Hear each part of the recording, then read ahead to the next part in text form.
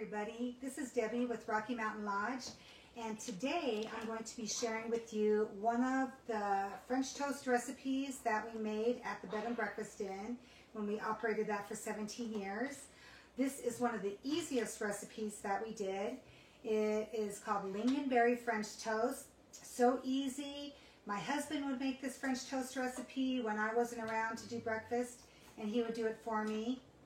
My husband says our dog is sitting here begging, and so he's going to show you Rudy here. Beg. Beg. Beg. Beg. Okay, he's going to make a liar out of us. Good dog. Now we'll have to give him a treat here in a little bit. But anyway, this French toast recipe is super easy to make, and I'm going to show you how to do this. And then as a bonus, I'm going to show you how to make 90-second omelets. Yes, you can make omelets in 90 seconds, and I'm going to show you how. So these recipes are actually not in my cookbook. However, you can find the French toast recipe online at our website, RockyMountainLodge.com, and click on the recipes tab. Otherwise, you can purchase our cookbook, which has 500 recipes in it, and it also has an ebook version as well, included for free. And this recipe, this cookbook, you can get on our website at RockyMountainLodge.com and click on the gift shop tab for this. And then make sure that you like this video, share this video, put any comments that you have in the comments section. Any recipes you want to see me make in the future, put in the comments section, and I'll be happy to make those for you. So we're going to go ahead and get started on our French toast. So this is lingonberry French toast, and I'll tell you about the lingonberries here in a little bit. What we're going to do first is we're going to start by cutting our bread. I like to cut my bread on a bias. You can kind of see I've already done a couple so that I can have these kind of ready and get started for you. So we're going to cut these on a bias, and we're going to cut them about 1 inch thick.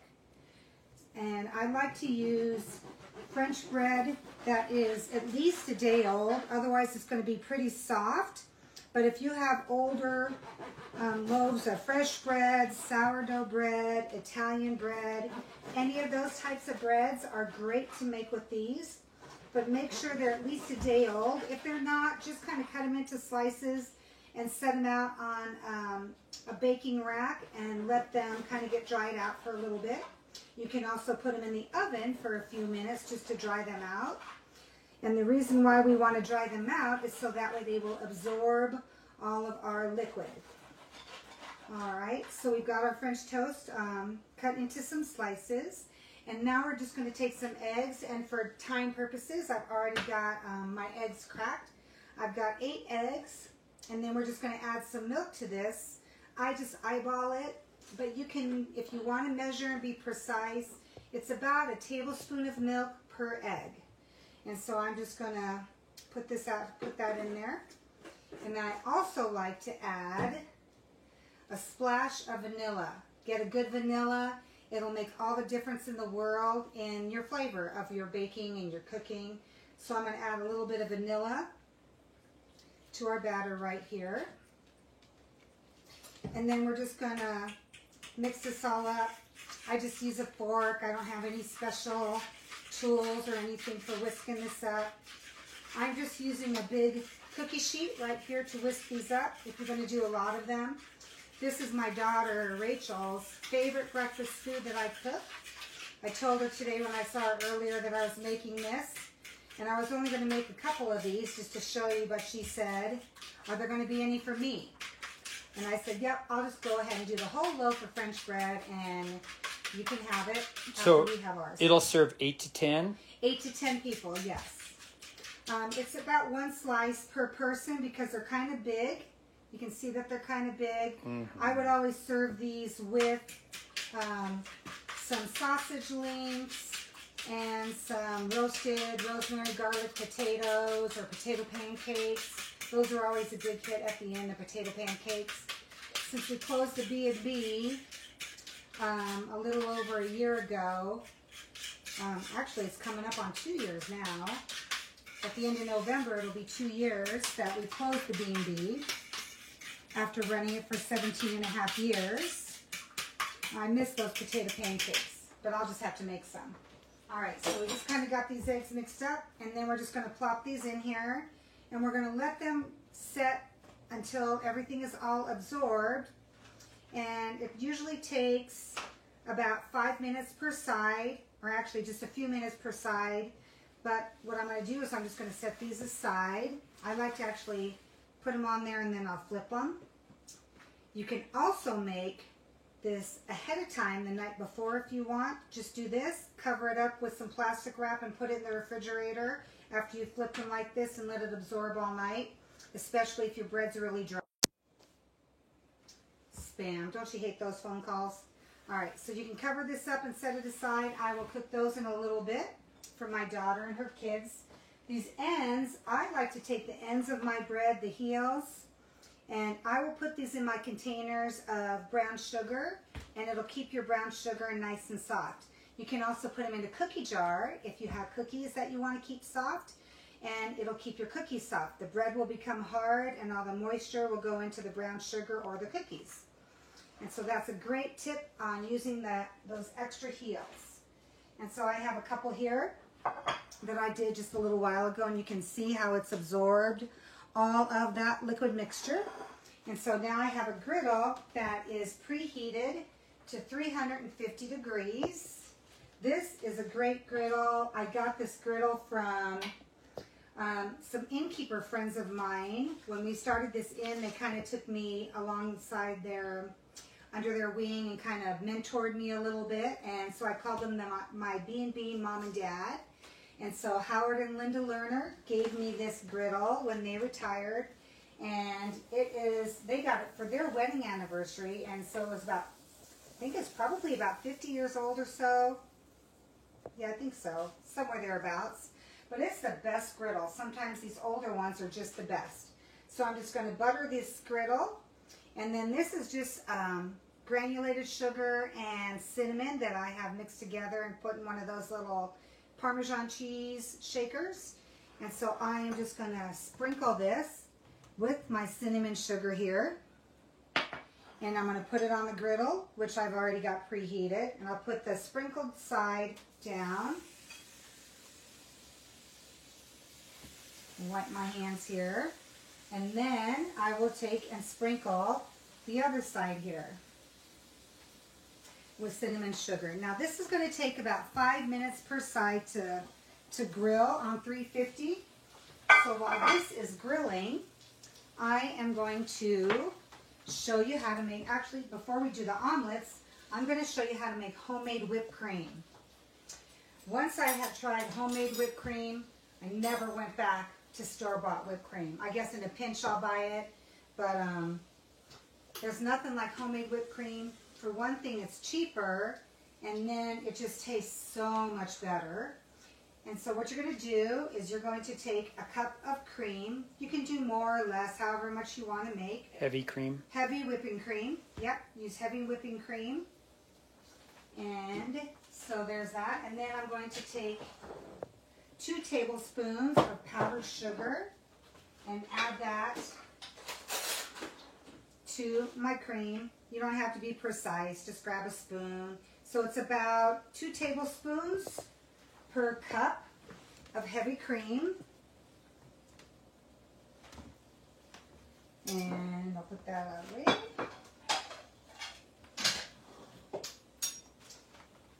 And then I also like to add a splash of vanilla because it just flavors it so good. Now you can also add different flavorings to here. You can buy any of those coffee syrups that they have, hazelnut, French vanilla, mocha. You can even put Kahlua in here, Irish cream, anything that you want to, oh, it's already on there.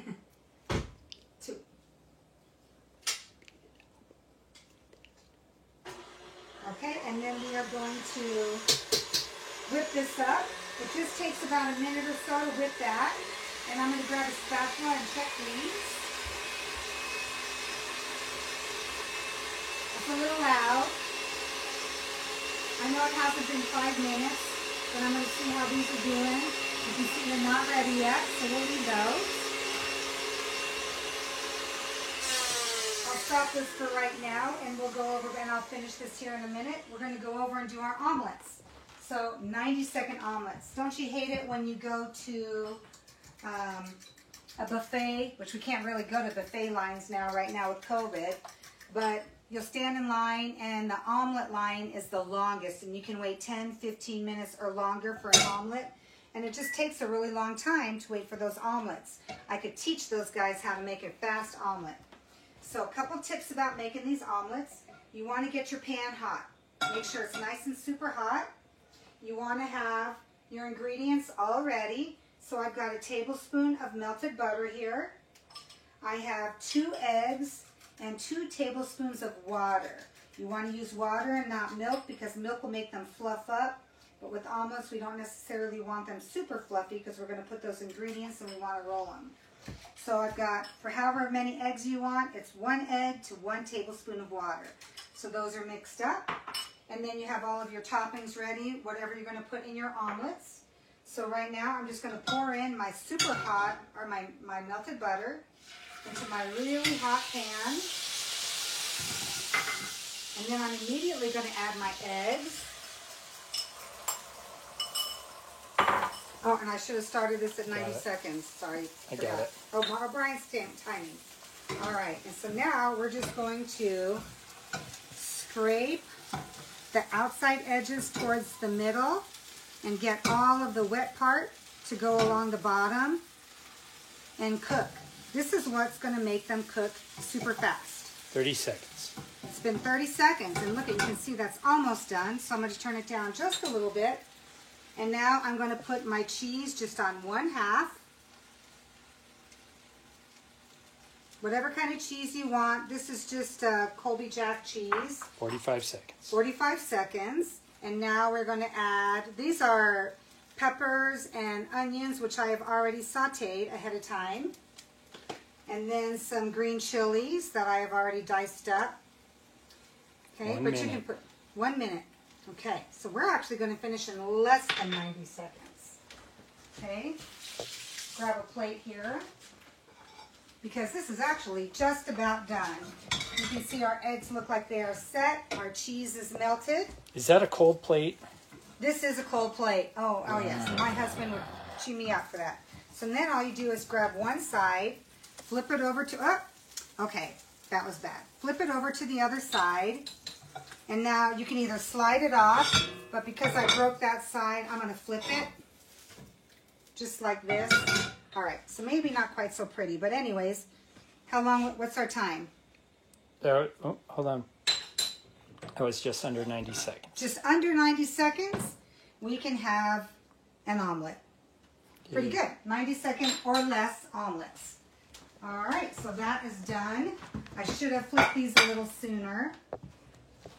But while these are cooking on the other side, so I'm just going to butter my other side of the griddle and flip them.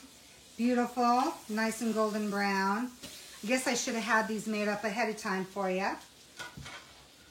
All right, so there's those. I'll finish whipping this cream. And while I'm whipping the cream, I'll tell you about the elderberries. Lingonberries. Lingonberries, I'm sorry. Lingonberries. Lingonberries are not native to the United States. These come from Sweden. I wish they were grown here in the United States, but they don't grow here in the U.S., and so I'm going to finish whipping that cream. So we actually get them from IKEA or a restaurant supply store, or you can find them online. But what they are is they are just tiny little, they just look like little itty-bitty berries, like you can see them right there. And they kind of have, they'll kind of taste a little bit like a cranberry. So this is just lingonberries and sugar, and that's all that's in here. Now you can use jam, jelly, any other topping that you want to go on here. Our cream is almost whipped. Just got to turn this up just a little, just to finish it off. But adding that vanilla makes it taste so good.